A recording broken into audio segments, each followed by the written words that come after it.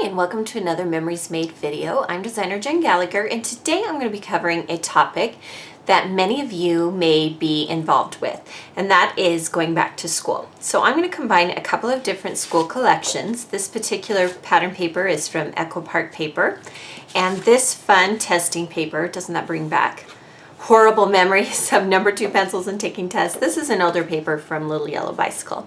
And there are a lot of school themed collections that are available on the market. And because most of them are in a fun primary color, because most of kids wear primary colors in school, they easily mix and match. So it's easy to find some that do by just simply buying ones that are the similar. So whether it's a basic gray one that's a little more faded and more teenager, or it's something like this that's more playful, they will match. So I've pre-cut some of the designs. I'm going to do an 8.5 by 11 inch layout today. And I'm going to start by placing this fun test pattern paper at the bottom of my layout.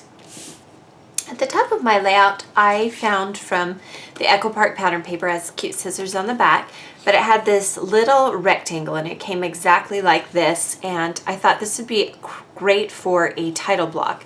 So looking at the pattern paper that you have, if you have 4x6 cards or 3x4 cards or a border strip pattern paper, sometimes the manufacturers do the work for you. And I felt like this would be, like I said, perfect for a title. And so I'm going to use it like that. So I allowed the manufacturer to kind of dictate and inspire me as to how to use the paper. That makes the design process a little easier. One particular pattern I'm seeing a lot, even in home decor and fashion, are these darling little cat eye glasses. And this is again from an Echo Park paper collection. Be sure to visit my blog for the complete supply list for this layout, and it will show you this particular collection.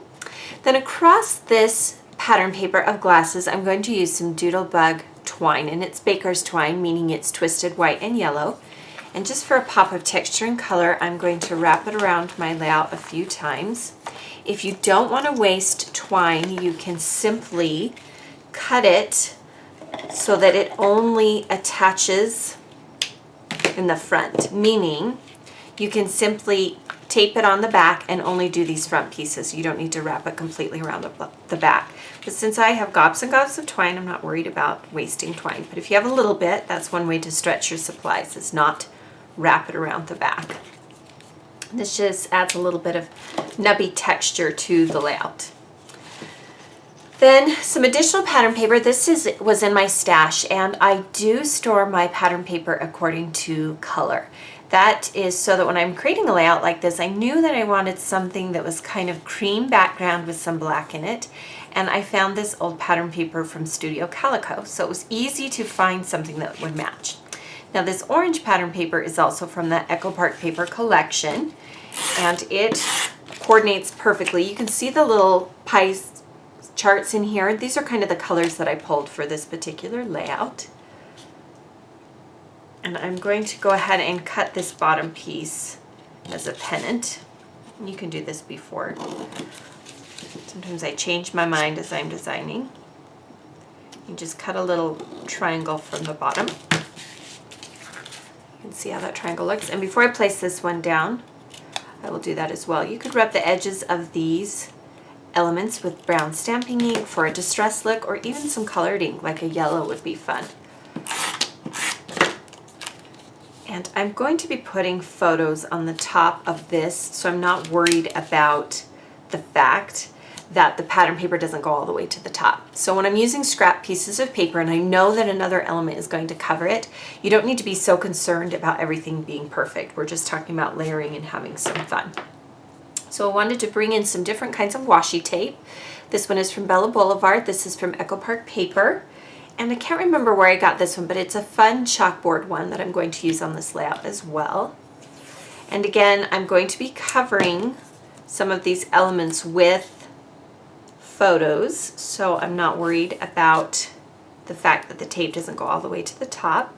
And you can actually cut the washi tape to have a pennant shaped bottom, or you can cut it on a diagonal like this. It's really easy to cut, and it won't ruin your scissors because it's not as gummy as some of your other things like stickers or things like that. It's just sticky enough. And then I'm going to add this particular washi tape at the top of the block where I'm going to later add my title. And you can see that this particular tape has the numbers 1 through 0 repeated, and I just want to make sure that that entire pattern is left on the tape. So I think about things like that. It's not a necessity, it's just a design thing that I try and do. I always try and design with intention, making sure that I'm using objects that make sense. So to make things more simple, I have Photoshop, whatever photo editing program you have. I created a grid of 3 of my favorite photos, and I did that because I'm using a smaller format. If I were using a 12 by 12, 4 by 6 photos would easily fit across. 3 4 by 6 photos will fit across a 12 by 12 layout, but you need a smaller size to fit across an 8.5 by 11 inch. So I went ahead and resized them. So using your photo editing program, you can do that. Or if you have 4 by 6 photos and don't print at home, simply crop them a little bit smaller. And then if you like the white edge, like I have on my photos, you simply mount them onto white cardstock. So that's really easy and simple to do. This particular little die cut is a tidbit die cut from October Afternoon, and I always purchase these when they come out. They always add just a little bit of something on the page, and I love tabs. Then for something different, rather than adding a word from the Basic Grade collection, I have these charming little glasses, and you can see they're the same kind of style here. And I'm going to mount them on my page, but I'm going to staple them in place.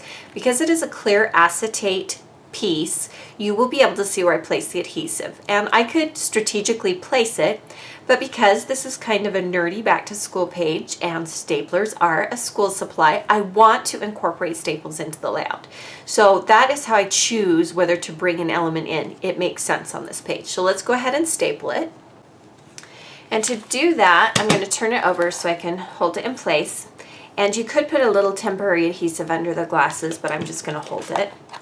And then I'm going to staple both sides right down onto the layout. And it'll be a little bit loose. Looks like that one didn't take. So you just want to make sure you get enough pressure that it staples it. So there you can see how it just adds a fun element to the layout. One thing that I like to do is I like to take pattern paper, and this particular pattern paper is the B side, and I am often drawn to the B side because it goes with everything. On the A side of paper is typically a more bolder pattern. And rather than fussy cut, which means using scissors to cut around an element, I look for tools that will make the job easier. For instance, I have a little circle punch that will match some of these medium-sized circles, and I have a larger circle punch. And to determine if the size would work, I simply pulled out some circle punches until I found one that worked. And you can see that it leaves enough space around it, and then I just punch it out. And that just saves a little bit of time. You'll notice it's not perfectly centered, and that's fine. That was the design style I was going for. If you can't get your punch far enough into the page, I will cut into the page a little bit, and then I'll punch out the next element. So look for ways that your tools can make your job a little easier. So you can see one punched directly around it and one left a little bit of a white edge. So now we're going to add that to the layout, and we'll create just a little grid, just subtly adding little school elements around the page. And I love these little pie charts that you're seeing on lots of different manufacturers' pages. Then for the subtitle, I want to do the subtitle first because I'm going to be doing some stamping. And this is a Technique Tuesday stamp set. I love stamp sets that have both block fonts as well as a cursive font. And I'm going to stamp that onto my layout. One of my favorite ink pads is a black Memento Tuxedo Black ink pad. It is a nice, great black. If you use Copic markers at all, you probably already have this on hand. This is the best ink to use with Copic markers. So again, I'm going to do this part first, and the fun thing is because this yellow block that I cut out has lines on it, it's easy to make sure that my stamp is straight. So it says taking it all in. Now, rather than just go with school elements, I pulled this sticker sheet set from a Photo Freedom collection by Echo Park Paper, and I did it because I was drawn to the school-like elements such as the pie chart and the United States map, as well as the days of the week. And the title I'm going to create from these fun stickers, and it's hard to see, but they are navy blue with teeny tiny little polka dots. And I like to combine elements sometimes that aren't necessarily theme oriented, and these aren't. So we're going to use these on our layout today. So let's go ahead and cut out some of the stickers and place them onto our layout. The first thing I wanted to do was to add some of the word stickers onto the layout. And I did like those days of the week. I'm going to skip Sunday because he doesn't go to school on Sunday, which I'm sure he's really happy about. We'll just add these right down the page. Now these particular stickers were initially intended for Photo Freedom elements, such as 3x4 journaling cards, but there's no reason why you can't use your Project Life or Photo Freedom elements on a layout about something else. There's no reason why you can't do that. So then I can add additional stickers throughout the page wherever I want. Today was the best day ever, and this happens to be the first day of school last year because we haven't gone back to school yet. We're going back tomorrow. And then you can add additional ones wherever you want. And I like to overlap my stickers a little bit. And then we'll go ahead and add the title with these fun little polka dot stickers. And again, it's so nice when you have a pattern paper that has a line already in it, because it makes placing your stickers so much easier. I don't push them down all the way. I make sure I get them kind of where I want, and then I will adhere them all the way. Also, sometimes I'll get going and I'll misspell something, so I have to go back and fix it, so I don't like to stick things down. So that's something to consider when you are creating your layout. I've seen other people place them on rulers and then press them down onto their page, and that's okay.